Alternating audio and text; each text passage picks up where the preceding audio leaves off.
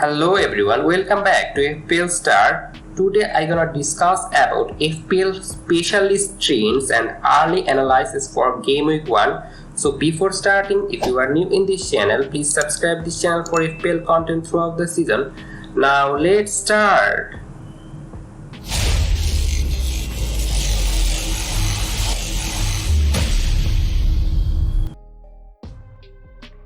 It was announced that 2 FPL fixture is postponed, and in Game Week 2 Luton vs Burnley fixture is postponed, and I think this will affect Game Week 1 draft because a lot of FPL managers going for 4 million cheap defender from Luton Vale and also from Burnley players. So you need to think about them to sell them because they will not give you the backup you are thinking of. In Game Week 18 there is also blank game week for Manchester City and Brentford, and I think this will affect the wildcard strategy, and this season I think playing wildcard late can be a very good strategy because of this blank game week. Now move on to the pre-analysis, and first I think I will discuss about the defense of English Premier League team, and I think the best defense was Manchester City. Their expected goal conceded in last season was 34, and Newcastle also defensively so solid. Their expected goal concede ratio was 41 and Arsenal has 45, so I think these three teams you can target, but Newcastle has got horrible fixture at the beginning of the season, so you should avoid Newcastle. But other than Manchester City and Arsenal got very good round of fixture, and also Brighton, Man U, these 5 teams I think is the best defense in the league. Now move on to the last 10 game stat, and I think in last 10 game there is a surprising one, and it's Aston Villa and Crystal Palace in the top 2, and I think it's a surprising one because you can go for Aston Villa goalkeeper Martinez because of these stats, or Aston Villa defender like Mings, or I think recently signing Pau Torres, and Crystal Palace also got very good defense. This data shows that, and I think you can go for their goalkeeper John Stone or their defender Anderson. And Manchester City in the 3rd place in last 10 matches, and I think Manchester City in 3rd place because they already won title at that time, so they rotate a lot, and Liverpool defense improved lately, and this data also shows that. Now move on to the attacking point of view, and the best attacking team is undoubtedly Manchester City. Their expected goal score ratio was 84 last season, which is very good, and Liverpool also enjoying a decent season in attacking sense. Their expected goal score ratio was 81, which is the second highest. Brighton, Newcastle, Arsenal attacking are very good, so you can going for their midfielder or forward. If you look at the last 10 games, it's Manchester United, and that's a surprising one because I'm expecting here Manchester City, but at that time they already secured their PL title, so they are rotating, and that's why Manchester United the last part of the season they are playing very well because they are playing for their Champions League spot. The second place is Liverpool, and it's not so surprising one because in the whole season Liverpool attack are very good, and Newcastle, Wilson and Isak played very well in that time, and Brighton scoring goal all the season, and in the last part of the season they also scoring goal, and Manchester City in the 5th position here, and that's not a disappointing thing for Manchester City because they secured their title. Now move on to the first dilemma of the season, and I think in pre-season the first dilemma is the formation, which formation you should go for, and I am asking this for FPL expert, and they give me this, and they are mostly going for 3-5-2 formation. 59% of FPL specialists are going for 3-5-2 formation, and I am also going for 3-5-2 formation more likely, but it might change. And 18% manager are going for traditional 3-4-3 formation. 11% are going for 4-4-2 defensive formation, and 12% are going for 4-5-1 formation. So this season I think 3-5-2 is a trending formation for FPL, and I think it's the best formation now because there are a lot of midfielder. Now move on to the second dilemma, and it's which premium attacker combination is the best, and I asked these to FPL specialists, and they are giving me this. they are going for only Haaland is 52% because they want to spread their budget in other area. Like there are a lot of quality midfielders, so they are going for that, and that's why 52% are going for only Haaland, and 22% are going for Haaland and Salah, and 26% are going for Haaland and Kane. And it's not a surprising because in last season Kane is better than Salah, so his expected percentage is more than Salah. That's why. Now move on to the third dilemma here, and it's which Manchester United attack should be in game week 1 team, and it's Bruno Fernandes or Rashford. And if you look at the FPL specialist trends, and 42% are going for Rashford, and I am also with them because Rashford attacking ability is more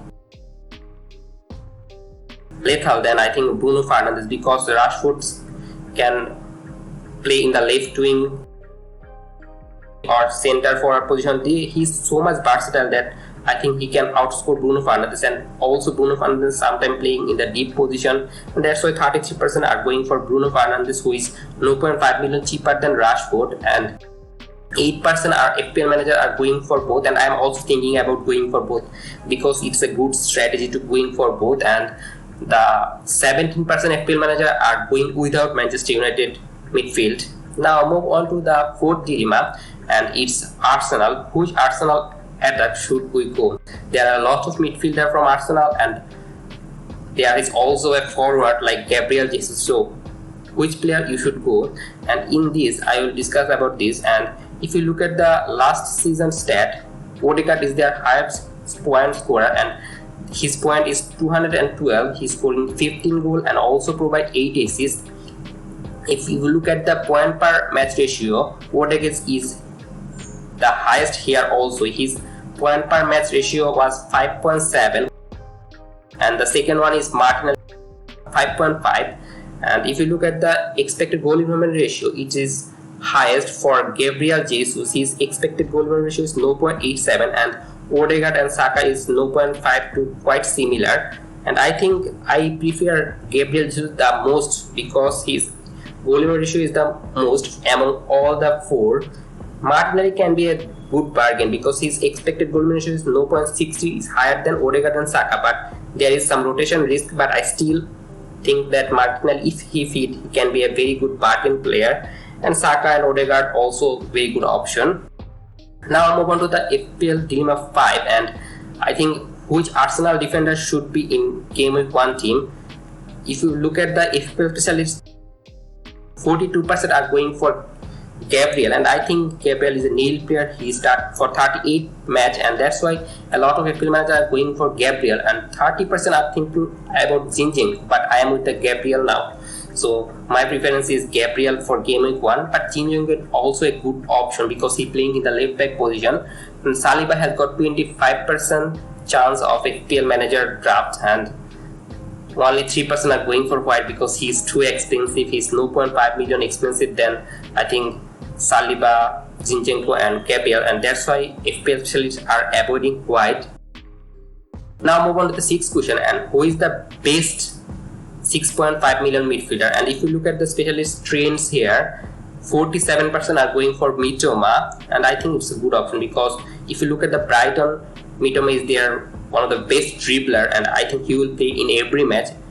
When there will be European match for Brighton, then I think there will be rotation, but at present I think Mitoma will start. And Mbeumo is also a good option because if you look at their forward option, he's sometimes playing in the center forward position, and he might be the penalty taker. So 35 FPL manager are thinking of going for Mbeumo as their midfield option, and 10% are going for Eze and 8% are going for Mars. Now move on to the 7th dilemma, and it's which Manchester City mid or forward should you brought for second option except Haaland.